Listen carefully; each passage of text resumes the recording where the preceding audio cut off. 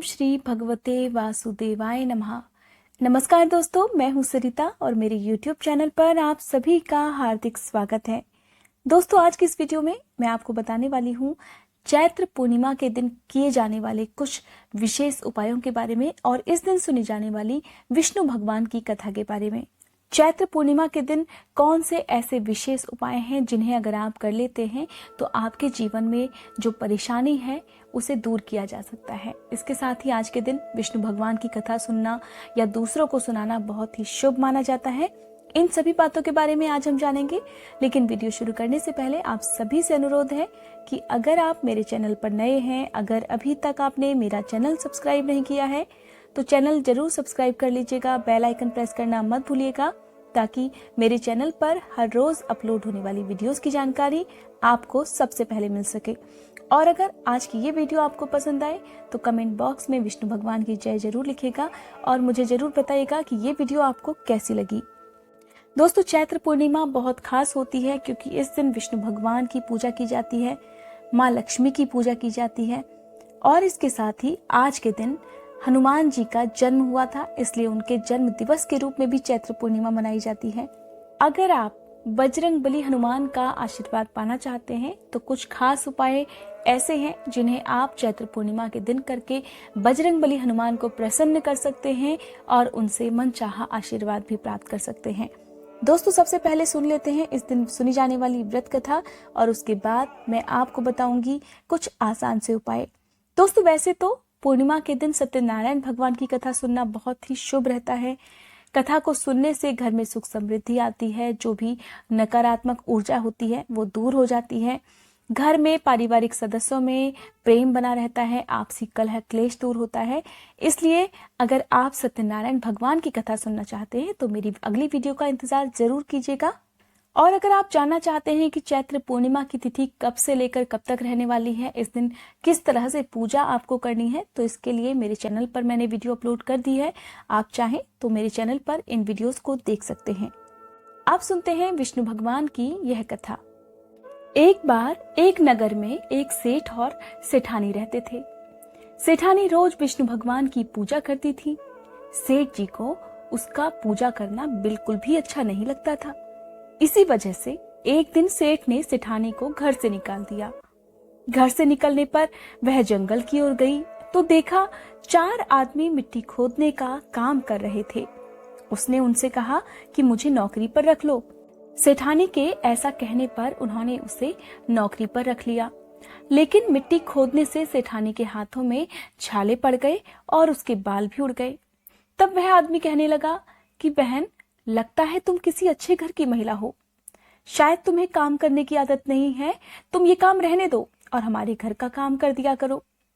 तब वह चारों आदमी उसे अपने साथ घर ले गए और वह 4 मुट्ठी अनाज लाते और सभी बांटकर खा लेते। एक दिन सेठानी ने कहा कि कल से 8 मुट्ठी अनाज लाना। अगले दिन वह सब 8 मुट्ठी अनाज लाए और सेठानी पड़ोसन से आग मांग कर ले आई। तब उसने भोजन बनाया, विष्णु भगवान को भोग लगाया और फिर सभी को खाने को दिया। सारे भाई बोले कि बहन, आज तो भोजन बहुत ही स्वादिष्ट बना है। तब सेठानी ने उन्हें बताया कि भगवान का जूठा है तो स्वादिष्ट तो होगा ही। उधर सेठानी के जाने के बाद वह सेठ भूखा रहने लगा और आसपास के सभी लोग कहने लगे कि ये तो सेठानी के भाग्य से ही खाता था। और तब एक दिन सेठ अपनी सेठानी को ढूंढने के लिए चल पड़ा। उसे ढूंढते हुए वह भी उस जंगल में पहुंच गया जहां पर वह चारों आदमी मिट्टी खोद रहे थे। सेठ ने उन्हें देखा तो उनसे पूछा कि भाई, क्या तुम मुझे भी काम पर रख सकते हो? उन आदमियों ने उसे भी काम पर रख लिया, लेकिन मिट्टी खोदने से सेठ के हाथों में भी छाले पड़ गए और बाल उड़ने लगे। उसकी यह हालत देखकर चारों उससे बोले कि तुम्हें काम करने की आदत नहीं है, तुम हमारे साथ चलो और हमारे घर में रह लो। उन सबकी बात मानकर सेठ उन चारों आदमियों के साथ उनके घर चला गया और जाते ही उसने वहां पर सेठानी को पहचान लिया, लेकिन सेठानी घूंघट में थी, इसलिए सेठ को देख नहीं पाई। सेठानी ने सभी के लिए भोजन तैयार किया और हर रोज की भांति विष्णु भगवान को भोग लगाया। उसने उन चारों भाइयों को भोजन परोस कर दिया, लेकिन जैसे ही वह सेठ को भोजन देने लगी तब विष्णु भगवान ने उसका हाथ पकड़ लिया। भाई बोले कि बहन, ये तुम क्या कर रही हो? वह बोली, मैं कुछ नहीं कर रही हूँ, मेरा हाथ तो विष्णु भगवान ने पकड़ रखा है। तब भाई बोले, हमें भी विष्णु भगवान के दर्शन कराओ। उसने भगवान से प्रार्थना की तो विष्णु भगवान प्रकट हो गए और सभी ने उनके दर्शन किए। तब सेठ ने सेठानी से क्षमा मांगी और सेठानी को अपने साथ चलने के लिए कहा। तब भाइयों ने अपनी बहन को बहुत सा धन देकर विदा कर दिया।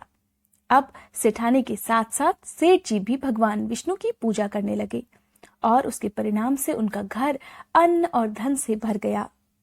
इस तरह पूर्णिमा के दिन जो भी भक्त विष्णु भगवान की कथा सुनता है और दूसरों को सुनाता है, विष्णु भगवान की कृपा से उनके घर में कभी भी धन और अन्न की कमी नहीं रहती। दोस्तों, यह थी विष्णु भगवान की कथा। अब जानते हैं कुछ आसान से उपायों के बारे में जिन्हें चैत्र पूर्णिमा के दिन करने से बहुत सारी परेशानियों से मुक्ति पाई जा सकती है। अगर आपके जीवन में धन संबंधी परेशानी है, धन अनावश्यक रूप से खर्च होता रहता हो या फिर धन में बरकत नहीं हो, तो ऐसे में आप पूर्णिमा के दिन माँ लक्ष्मी जी के चित्र पर या मूर्ति पर 11 कौड़ियां चढ़ाकर उन पर हल्दी से तिलक करें और अगले दिन सुबह इन कौड़ियों को लाल कपड़े में बांधकर जिस जगह पर भी आप अपने पैसे रखते हैं या तिजोरी में अगर आप पैसे रखते हैं तो वहां पर आप इन कौड़ियों को रख दें। इस उपाय को करने से आपके घर में धन की कमी नहीं होगी, अनावश्यक रूप से होने वाले खर्चों पर भी रोक लगेगी। इसके बाद से हर पूर्णिमा के दिन इन कौड़ियों को अपनी तिजोरी से निकालकर माँ लक्ष्मी के सामने रखकर उन पर हल्दी से तिलक करना है और फिर अगले दिन उन्हें फिर से आप लाल कपड़े में बांधकर अपनी तिजोरी में रख लीजिए। ऐसा करने से माँ लक्ष्मी आप पर सदा प्रसन्न रहेंगी और उनकी कृपा भी आप पर सदा बनी रहेगी। अगला उपाय है सुखी दाम्पत्य जीवन के लिए। इसके लिए पति पत्नी दोनों को मिलकर पूर्णिमा की रात को चंद्र देवता को अर्घ देना है। आप चंद्र देवता को अर्घ देते समय लोटे में जल रखें और उसमें साथ ही कच्चा दूध मिलाएं। इसके साथ ही कुछ मिश्री के दाने आप उसमें डालिए, गुलाब के फूल की पंखुड़ियां उसमें डालिए और उसके बाद दोनों मिलकर एक साथ चंद्र देवता को अर्घ दें। इस उपाय को करने से पति पत्नी के रिश्ते बहुत मधुर होते हैं, उनके बीच में प्रेम संबंध प्रगाढ़ होते हैं।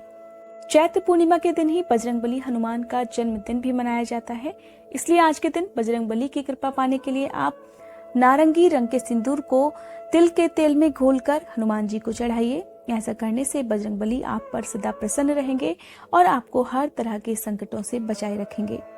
अगला और अंतिम उपाय जिसे अब मैं आपको बताने जा रही हूँ, उसे आपको पूर्णिमा के दिन स्नान करने के बाद करना है। इसके लिए आपको मिट्टी का एक घड़ा चाहिए, उसमें आप अपने घर के सभी सदस्यों से एक एक मुट्ठी अनाज उसमें डलवाइए। अनाज में आप गेहूं, जौ, चना या चावल रख सकते हैं।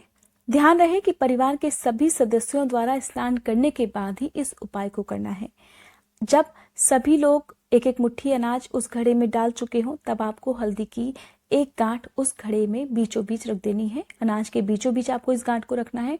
उसके बाद इस अनाज भरे हुए घड़े को आप किसी ब्राह्मण को दान में दे दीजिए या फिर किसी जरूरतमंद व्यक्ति को दान कर दीजिए। ऐसा करने से आपके घर में जो भी पितृदोष है वो दूर हो जाएगा। अगर आप इस उपाय को करते हैं तो आपके मन में इस उपाय के लिए श्रद्धा होना जरूरी है, तभी इस उपाय का फायदा आपको मिल सकता है। दोस्तों, यह थी आज की वीडियो। उम्मीद करती हूँ ये वीडियो आप सभी को पसंद आई होगी। अगर आज की वीडियो आपको पसंद आई हो तो लाइक करने के साथ ही कमेंट बॉक्स में विष्णु भगवान की जय जरूर लिखेगा और मुझे जरूर बताइएगा कि ये वीडियो आप सबको कैसी लगी।